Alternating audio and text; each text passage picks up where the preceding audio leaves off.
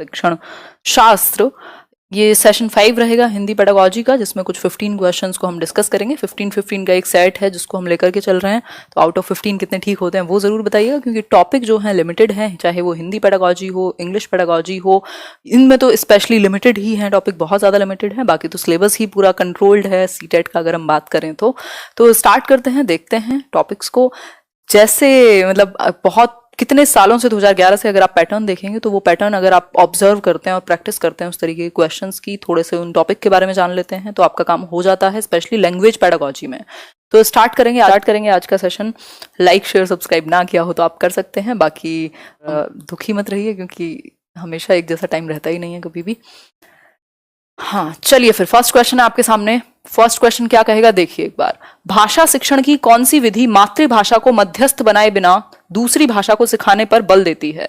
मतलब language teaching का कौन सा एक मेथड है जो बिना दूसरी भाषा, मतलब मातृभाषा जो मदर टंग है उसका इस्तेमाल आपको दूसरी लैंग्वेज सिखाने में नहीं किया जाता। इंग्लिश मीडियम स्कूल्स का मैं बहुत बार एग्जांपल देती हूँ कि वहां क्या है, 5 रुपए फाइन लगेगा अगर आप हिंदी में बात करते हैं। तो मतलब क्या है, डायरेक्ट उसी लैंग्वेज से, टारगेट लैंग्वेज से ही उसको सिखाया जा रहा है, जो आपकी मदर टंग है, जो कि हिंदी है, उसमें ट्रांसलेशन नहीं किया जा रहा। इसका मतलब क्या है कि इसको मध्यस्थ नहीं बनाया गया, बीच में ब्रिज का काम नहीं कर रही है मातृभाषा।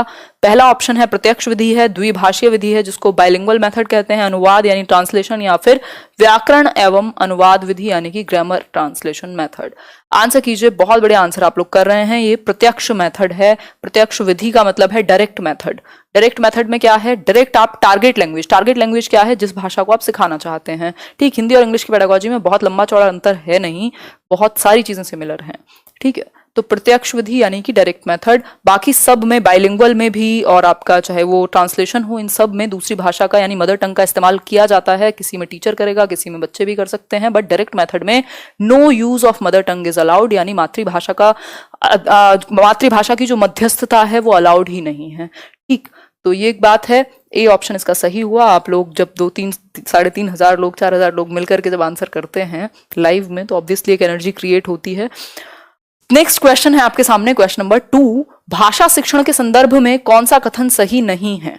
भाषा शिक्षण के संदर्भ में मतलब लैंग्वेज टीचिंग के कॉन्टेक्स्ट में कौन सी एक बात ठीक नहीं है? नोट को आप ध्यान से पढ़ेंगे। समृद्ध भाषा परिवेश भाषा अर्जित करने में सहायक होता है, जो एक आपका कंप्लीट लैंग्वेज का एनवायरमेंट है, वो हेल्प करेगा आपको लैंग्वेज को एक्वायर करने में। या फिर भाषा अर्जन और भाषा अधिगम में अंतर होता है, मतलब एक्विजिशन और लर्निंग में डिफरेंस है। दोनों ही बातें ठीक है।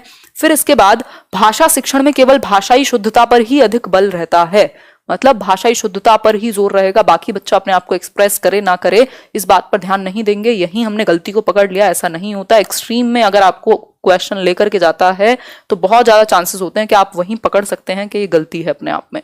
ठीक है, ओनली की तरफ इस तरीके से। भाषा सीखने में अन्य विषयों का अध्ययन अध्यापन सहायक होता है, यानी लैंग्वेज लर्निंग में जो आप बाकी सब्जेक्ट्स जब आप पढ़ रहे हैं तब भी तो टीचर किसी ना किसी लैंग्वेज का ही इस्तेमाल करेगा, तो भाषा तो आप तब भी सीख रहे हैं। तो बात बिल्कुल ठीक है, लैंग्वेज अक्रॉस करिकुलम उसी को कहते हैं।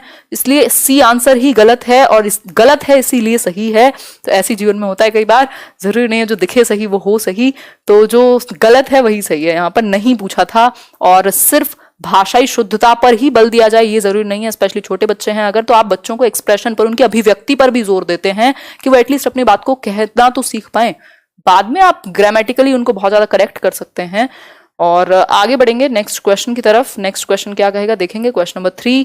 भाषा शिक्षण का संप्रेषण परक उपागम यानी कम्युनिकेटिव जो अप्रोच है उसकी बात हो रही है। पहला ऑप्शन है बोलना कौशल पर बल देता है। दूसरा ऑप्शन है भाषिक संरचनाओं की जानकारी पर बल देता है। थर्ड ऑप्शन इज संदर्भ में भाषा प्रयोग की कुशलता पर बल देता है, यानी आप कॉन्टेक्स्ट में यूज कर पाए लैंग्वेज को। एंड लास्ट वन इज मातृभाषा प्रयोग का निषेध करता है, यानी कि मदर टंग को आप यहाँ वर्जित कहेंगे, यानी कहेंगे कि इसको यूज नहीं किया जाएगा, प्रोहिबिटेड है। आंसर कीजिए फटाफट से। बहुत बढ़िया, आप लोगों ने एकदम स्पीड बना के रखी हुई है, सही है। लाइक शेयर साथ में करते रहना है ना। और आवाज नहीं आ रही, आवाज कैसे नहीं आ रही, मतलब क्यों मूर्ख बनाना चाहते हो संजय कुमार बार बार एक बात को टाइप करके? है, फोन चेक करो अपना एक बार, यहाँ से एकदम क्लियर है जो ऑडियो है। अब रोज थोड़ा ना ऐसे होगा, मान लिया मजाक ठीक है। बताइए एक बार, संप्रेषण परक जो उपागम है वो संदर्भ में भाषा प्रयोग की कुशलता पर बल देगा कि आप कॉन्टेक्स्ट में कैसे किस शब्द को यूज कर पाए। भाई अगर आप दोस्ती यारी में बात कर रहे हैं और आप बहुत ही वैज्ञानिक भाषा का प्रयोग कर रहे हैं तो आप कहाँ सफल हैं फिर अपनी लैंग्वेज के साथ। लैंग्वेज का यूज क्या है, जिस परिस्थिति में जिस संदर्भ में आपको इस्तेमाल करना हो आप उसको कर पाए। तो सी ऑप्शन इसका बेहतर आंसर हुआ। आगे बढ़ेंगे नेक्स्ट क्वेश्चन पर। नेक्स्ट क्वेश्चन क्या है, क्वेश्चन नंबर 4। स्वलीन विकार यानी ऑटिस्टिक डिसऑर्डर में बच्चा, जो ऑटिस्टिक डिसऑर्डर है, ऑटिस्टिक एक प्रॉब्लम है, इसमें इसको बेसिकली ऑटिज्म कहते हैं, हम सब जानते हैं। इसमें क्या प्रॉब्लम होगी, अपने ही कार्यों में लीन रहता है, अपने हाथ पैर हिलाने में कठिनाई का अनुभव करेगा, या फिर सी ऑप्शन सामाजिक अंतःक्रिया और संप्रेषण में कठिनाई का अनुभव करता है, या फिर ऑप्शन डी अक्सर खाने से मना कर देता है। आंसर कीजिएगा, फिर हम लोग आगे बढ़ेंगे। बहुत ही बढ़िया, आ रही है समझ, बहुत बढ़िया महिमा। देखो हिंदी पेडागॉजी है, अब इसको तो इंग्लिश में नहीं पढ़ाया जा सकता ना, ये तो 15 नंबर आपको हिंदी में ही डील करने पड़ेंगे, तो थोड़ी सी आदत डालोगे तो समझ आ जाएगी। ठीक है, ये हिंदी मीडियम नहीं है, हिंदी सब्जेक्ट की बात चल रही है यहाँ। आंसर कीजिए। अपने ही कार्यों में लीन रहता है, नहीं नहीं नहीं, बात भाषा की हो रही है। तो जो ऑटिस्टिक बच्चा है उसको सोशल इंटरेक्शन में, मतलब सामाजिक रूप से अंतःक्रिया करने में, कम्युनिकेशन में उसको प्रॉब्लम होती है ऑटिज्म में।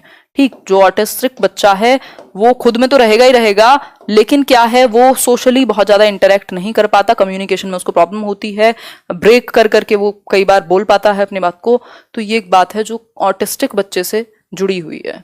आगे बढ़ेंगे नेक्स्ट क्वेश्चन पर। क्वेश्चन नंबर 5 है, एल.एस. वाइगोस्की यानी लेव साइमनोविक वाइगोस्की के अनुसार, जो कि एक रशियन साइकोलॉजिस्ट थे, भाषा एक अर्जित योग्यता है, भाषा चिंतन को निर्धारित करती है, भाषा चिंतन भाषा को निर्धारित करता है, या फिर भाषा एवं चिंतन एक दूसरे से स्वतंत्र रूप से विकसित होते हैं। फटाफट से आंसर कीजिए, इसमें आप लोग बहुत ही ज्यादा गलतियां करेंगे। ठीक, पूर्णिमा सिंह कह रहे हैं मस्त आ रही आवाज, बस और क्या चाहिए, है ना। जब आवाज सही हो ऐसे सेशन में तो सही है सब। धन्यवाद स्वामी यादव।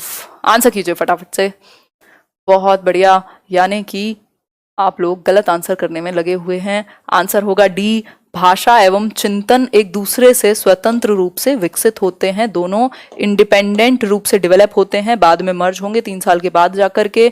ये बात कौन कहेगा, वाइगोस्की कहेंगे, जो कहेंगे कि एटलीस्ट 1.5-2 साल तक तो भाषा और विचार जो हैं दोनों पैरेलली क्या हो रहे हैं, डेवलप हो रहे हैं। और लैंग्वेज क्या है, एक टूल है जिसके माध्यम से आपके संज्ञानात्मक विकास हो सकता है। ठीक, तो इसमें गलत फहमी में ना पड़े। ये बात प्याजे ने कही है कि जो चिंतन है वो भाषा को निर्धारित करेगा, इसकी बात की मतलब पहले थॉट आ जाएगा फिर आपकी लैंग्वेज आएगी। ठीक, तो इसलिए आंसर जो है वो डी है, इसमें बिल्कुल भी कंफ्यूज ना हो। और भाषा चिंतन को निर्धारित करती है, ये बात ली वोर्फ ने कही है। ली वोर्फ एक व्यक्ति हैं, उन्होंने ये बात कही है। ठीक है, आगे बढ़ेंगे नेक्स्ट क्वेश्चन पर। नेक्स्ट क्वेश्चन क्या है, नेक्स्ट क्वेश्चन है क्वेश्चन नंबर 6। एक बहुसांस्कृतिक पृष्ठभूमि वाली कक्षा में भाषा सीखने के बारे में कौन सा विचार उचित है। बहुसांस्कृतिक जानते हैं आप, मल्टीलिंगुअल क्लासरूम, जहां पर बहुत सारी भाषाएं बोलने वाले बच्चे अवेलेबल हैं। कोई बच्चा है कहीं और का, कोई बच्चा है गुजराती बोलता है, उसके घर में गुजराती बोली जाती है, किसी के मराठी, किसी के हिंदी, किसी के पंजाबी। तो ये बहुसांस्कृतिक भाषा जो पृष्ठभूमि है, मल्टीलिंगुअल क्लासरूम जो है एक रिसोर्स है, ये बात हम जानते हैं। अब इसके बारे में सही कौन सी बात है। पहला ऑप्शन है, बच्चों में भाषा सीखने की क्षमा बलपूर्वक विकसित होती है। क्षमता होगा ये, क्षमता बलपूर्वक विकसित होती है, या फिर बलपूर्वक मतलब डंडे से कह लो एक तरीके से, या फिर अधिकाधिक पुस्तकों का निर्माण किया जाए।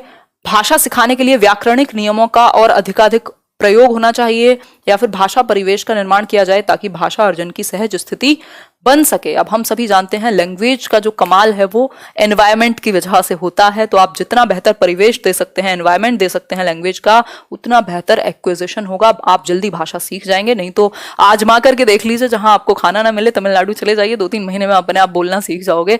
ठीक है, तो डी ऑप्शन जो है सही है, क्योंकि आप हिंदी में बोलोगे तो कोई खाना भी नहीं देगा, तो आप बहुत सारे तरीके इस्तेमाल करोगे और धीरे धीरे वहां की भाषा भी आप सीख जाते हैं। क्वेश्चन नंबर 7 क्या है, बच्चे भाषा सीखने की क्षमता के साथ पैदा होते हैं, मुख्यतः यह किसका विचार है। मतलब कि लैंग्वेज लर्निंग की एबिलिटी उनके अंदर होती है। देखिए ये ध्यान से पढ़िएगा, क्षमता के साथ पैदा होते हैं, भाषा के साथ पैदा नहीं होते हैं। इस चीज को ध्यान में रखिएगा। कई लोग बहुत गड़बड़ करते हैं इसमें कि उन्हें लगता है कि क्वेश्चन ने क्या पूछा है, भाषा लेकर पैदा होते हैं। भाषा लेकर के पैदा नहीं होते, भाषा सीखने की क्षमता लेकर के पैदा होते हैं। उनके अंदर एबिलिटी है कि वो लैंग्वेज को एक्वायर कर सकें। ये बात किसने कही है? जीन पियाजे, एल.एस. वाइगोस्की, आइवन पावलोव या फिर नॉम चॉम्स्की? तो बिल्कुल आप लोग सही आंसर कर रहे हैं, नॉम चॉम्स्की इसका सही आंसर है, जो कहते हैं इनेट एबिलिटी है हमारे अंदर लैंग्वेज एक्विजिशन की। एनवायरमेंट अगर सही दिया जाए तो हमारे अंदर लैंग्वेज एक्विजिशन डिवाइस है जो एक्वायर कर लेगा भाषा को, एनवायरमेंट से अपने अंदर एब्जॉर्ब कर लेगा और आप सीख जाएंगे। तो जो एक मानव शिशु है, ह्यूमंस हैं हम, उनमें इनेट एबिलिटी होती है एक्वायर करने की लैंग्वेज को, ना कि लैंग्वेज लेके पैदा नहीं होते, एक्वायर करने की क्षमता होती है। डी ऑप्शन हुआ। सार्वभौमिक व्याकरण और जो लैंग्वेज एक्विजिशन डिवाइस है, भाषा अधिग्रहण यंत्र, वो इन्होंने ही दिया है, नॉम चॉम्स्की ने। क्वेश्चन नंबर 8 है, लोकगीतों को भाषा की कक्षाओं में स्थान दिया जाना चाहिए क्योंकि? लोकगीत जो आप जानते हैं भाई, रीजनल जो सॉन्ग्स होते हैं, इनका इस्तेमाल क्यों किया जाना चाहिए लैंग्वेज की क्लासरूम में? बताइए एक बार। नाम नहीं ले रही हूं मैं आज किसी का भी बीच बीच में, क्योंकि बहुत ज्यादा डिस्टर्बेंस हो जाता है, जो लोग बाद में देखते हैं फ्लो खराब होता है, तो थोड़ा सा ध्यान दो क्वेश्चन सॉल्व करने में। लास्ट में 2 मिनट में डिस्कस कर लूंगी आपके साथ। लोकगीतों को भाषा की कक्षाओं में स्थान दिया जाना चाहिए, इससे बच्चे संस्कृतिगत विशेषताओं से परिचित होते हैं। लोकगीतों को बढ़ावा देना भाषा शिक्षण का मुख्य उद्देश्य है। लोकगीत गाए जा सकते हैं, केवल लोकगीतों के माध्यम से पारंपरिक मूल्यों की शिक्षा दी जा सकती है। तो ऐसा नहीं है कि आपकी जो ट्रेडिशनल वैल्यूज हैं वो सिर्फ लोकगीतों से ही जाएंगी, तो फिर से ही आपको एक्सट्रीम में लेकर के जा रहा है, और जहां बात ही की ही आने लगे तो प्रॉब्लम हो जाती है। लोकगीत गाए जा सकते हैं ये तो हमें भी पता है, लेकिन इसका मतलब ये तो नहीं है कि इसको इस्तेमाल करें। इसको इस्तेमाल करने का सबसे बेहतर जो तरीका है रीजनल सॉन्ग्स को, वो है इससे बच्चे संस्कृतिगत विशेषताओं से परिचित होते हैं। इससे बच्चों को क्या होगा, एक परिचय मिलेगा, उनकी जो एक उनका जो कल्चर है उससे वो अवगत होंगे। लेकिन ये एकमात्र तरीका नहीं है कल्चर को अवगत कराने का। जैसे बोला जाता है कि भाई आप किसी भी चीज को करने के बहुत सारे तरीके हैं, बट जो आप कर रहे हैं उसी वही एक तरीका एकमात्र है, ये जरूरी नहीं है। तो उसी तरीके से ऐसे तो मॉरल वैल्यूज की क्लास लगा सकते हो, बहुत सारी चीजें कर सकते हो, ठीक है। तो एक शिक्षण का मुख्य उद्देश्य यही नहीं है कि लोकगीतों के बारे में पता लगे, बट हाँ इसके बारे में भी पता लगे, इसलिए ए ऑप्शन सही हुआ। आगे बढ़ेंगे नेक्स्ट क्वेश्चन पर। नेक्स्ट क्वेश्चन क्या कहेगा देखेंगे। सुलेखा ने पाठ को पढ़ते हुए जीवन को जिंदगी पढ़ा, यह इस ओर संकेत करता है कि? सुलेखा एक बच्ची है जिसने कोई एक जो चैप्टर वो पढ़ रही है, रीडिंग कर रही है, और उसने जीवन को जिंदगी पढ़ लिया या जिंदगी बोला, तो इससे आप क्या समझते हैं? पहला ऑप्शन है, वह अक्षर पहचान की बजाय अर्थ को समझे हुए पढ़ रही है, मतलब कि अक्षर पहचान की बजाय अर्थ को पढ़ते हुए समझ रही है, या फिर उसे अक्षरों की पहचान में भ्रम हो जाता है, उसे केवल पठन अभ्यास की बहुत आवश्यकता है, या सुलेखा ध्यान से नहीं पढ़ती। क्या मानेंगे आप आंसर? तो हम एक बात जानते हैं पेडागोजी में, बच्चा क्या है, ईश्वर का रूप है, और वो सीखना चाहता है, क्यूरियस है, उसके अंदर एबिलिटी है। आपको सही मेथड्स इस्तेमाल करने हैं। अगर गलती बच्चे की है तो कमी आप खुद में ढूंढते हैं, ठीक। तो इसमें क्या होगा, वह अक्षर पहचान की बजाय अर्थ को समझते हुए पढ़ रही है ना, क्योंकि मतलब सेम है। जीवन को जिंदगी बोल दिया तो बदल नहीं गया, अब इसको वो लाइफ भी बोले तो भी बदल नहीं गया मतलब, ठीक। हालांकि वो भाषा चेंज हो जाएगी। तो एक और शब्द का इस्तेमाल किया, इसका मतलब क्या है, बच्चा जो है अक्षर पहचान की बजाय अर्थ पर ध्यान दिया गया है, तो हम इसको पॉजिटिव लेकर के चलते हैं। ऐसा हो सकता है कि कुछ और प्रॉब्लम रही हो, बट ऐसा तो नहीं होगा ना एक अक्षर की पहचान की वजह से जीवन को जिंदगी पढ़ दे, कुछ और भी पढ़ सकती थी। तो इस केस में हम ये एक अपना हाइपोथेसिस लगा करके मानते हैं कि बच्चा जो है वो अर्थ को समझने लगा है, इसलिए उसकी जगह पर कोई और शब्द का इस्तेमाल कर लिया, ठीक हुई बात। तो आगे बढ़ेंगे नेक्स्ट क्वेश्चन पर। नेक्स्ट क्वेश्चन क्या है, क्वेश्चन नंबर 10 है, मैंने चाट खाई, मैंने चाट खाई और फिर मैंने हंसी, ठीक। अब यहां और फिर मैं, और है ये, और फिर, ठीक। शर्मिला का यह भाषा प्रयोग मुख्यतः किस ओर संकेत करता है? शर्मिला एक बच्ची है जो इस तरह की भाषा का प्रयोग करती है, बताएं एक बार। बहुत बढ़िया खदीजा, आप सभी की वजह से हम लोग बेस्ट हैं, यूनिक हैं, है ना, सभी अपने आप में यूनिक होते हैं। फटाफट से आंसर करो। बहुत बढ़िया, बहुत ही बढ़िया मनीष, बहुत अच्छा नाम है आपका। भाषा की समझ न होना, व्याकरणिक नियमों की जानकारी न होना, नियमों का अति सामान्यीकरण होना, या भाषा प्रयोग में असावधानी। अब आपको साफ साफ दिख रहा है ग्रामेटिकल मिस्टेक्स हैं बच्चे को, मतलब कि व्याकरणिक नियमों की जानकारी में कमी है। कैसे? मैंने चाट खाई और फिर मैंने हंसी, मतलब उसको ग्रामेटिकल मिस्टेक्स बहुत ज्यादा हो रही हैं, और ये ग्रामेटिकल मिस्टेक्स जैसे जैसे आप लैंग्वेज सीखते हैं तो ये दूर होती जाती हैं। ये हो सकता है एक उसकी मातृभाषा का प्रभाव हो, या अभी ठीक से जो है उसको नॉलेज नहीं है रूल्स की। तो जो बी ऑप्शन है वो यहाँ बेहतर है इन सब से। फिर से वही बात है, असावधानी, बच्चे में गलतियां नहीं, गलतियां खुद में ढूंढनी है, ठीक है। आगे बढ़ेंगे। पाठ पढ़कर बच्चों से प्रश्न बनवाने से, मतलब कि आपने कहा कि ये चैप्टर रीड करो, उसके बाद कुछ प्रश्न आप बनाओ या आंसर दो कुछ क्वेश्चंस का। इस केस में पहला ऑप्शन है प्रश्न बनाने की आदत का विकास होगा इसलिए आप ऐसा करवा रहे हैं। इस बात का पता चलता है कि बच्चे प्रश्नवाचक शब्दों से परिचित हैं या नहीं है, या फिर शिक्षक को यह जानने का अवसर मिलता है कि बच्चों ने पाठ को कितनी गहराई से समझा है, या फिर कक्षा कार्य की अच्छी युक्ति पूरी होती है। भाई ये तो अभी इंग्लिश में भी पूछा हुआ था इस बार भी कि अगर पाठ पढ़कर का मतलब क्या है, आपने एक चैप्टर को पढ़ा, कॉम्प्रिहेंड कितना किया बच्चे ने, समझा कितना, इसलिए क्वेश्चंस कराए जाते हैं। सी ऑप्शन इसका सिंपल और सीधा सटीक आंसर है। और लाइक करने में आप लोग कंजूसी बरत रहे हैं, जो कि एक बहुत ही अच्छी बात है ना। 3000 लोग देख रहे हैं, 2000 लोगों ने लाइक किया है। क्वेश्चन नंबर 12 है लिखित कार्य का जांच में बच्चों की सहायता लेने से, मतलब लिखित कार्य की जांच में, मतलब आप असेस कर रहे हैं रिटन वर्क को बच्चों की, और आपने कुछ बच्चों की सहायता ली कि एक दूसरे के ग्रुप में चेक करो किसने कैसा लिखा है। ठीक, तो बच्चे दूसरों के विचारों से परिचित होते हैं, केवल पठन कौशल का अभ्यास करते हैं, बच्चे ज्यादा गलतियां ढूंढना सीख जाते हैं, या फिर बच्चों को दूसरों की हस्तलिखित सामग्री को पढ़ने का अवसर और अवलोकन क्षमता के विकास का अवसर मिलता है।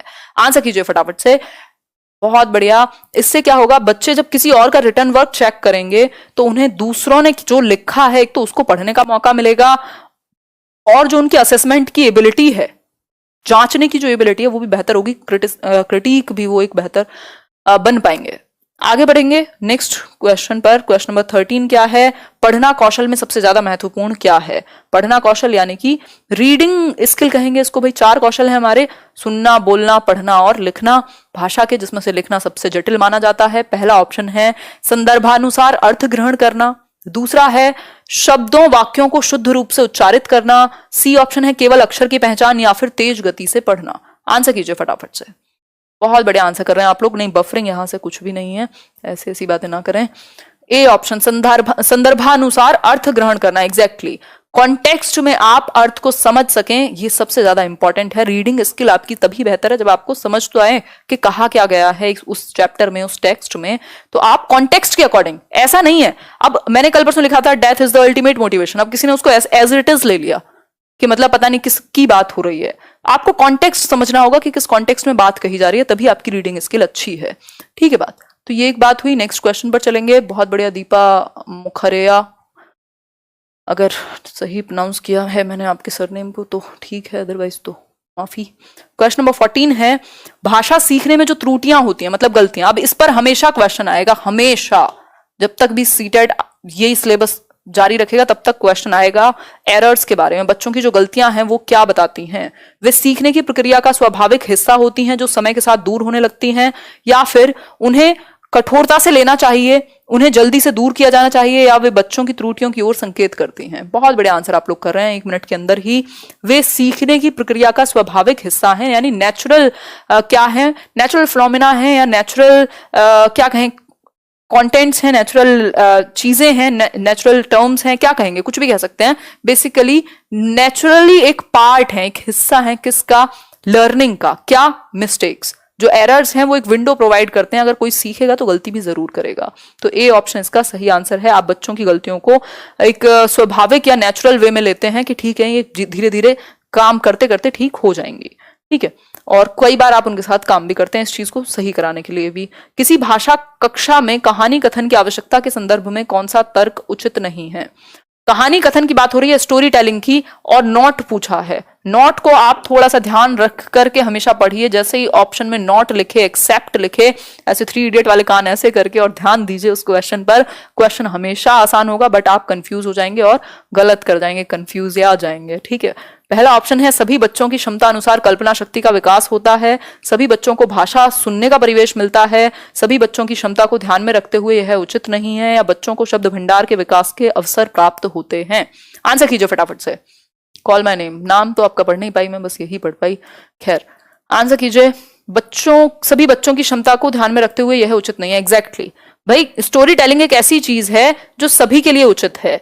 मतलब कहानी तो हर बच्चे को पसंद है, उत्सुकता उसके अंदर जागरूक होगी, इमेजिनेशन उसके अंदर जागृत होगी, एग्जैक्टली। तो ये सारी चीजें उसके अंदर आती हैं, वोकैब उसकी अच्छी होगी, कंसंट्रेशन उसका अच्छा होगा। स्टोरी टेलिंग तो हर बच्चे को पसंद है। आपने दादी नानी से कितनी कहानियां सुनी होंगी अपनी, है ना। तो स्टोरी टेलिंग एक बहुत ही इफेक्टिव वे है लैंग्वेज को सीखने का। ठीक है बात, तो ऐसा नहीं है कि किसी के लिए उचित नहीं होगा, ये सबके लिए उचित है। इसी आधार पर इसको चूज किया जाता है। अगर अभी तक आपने लाइक शेयर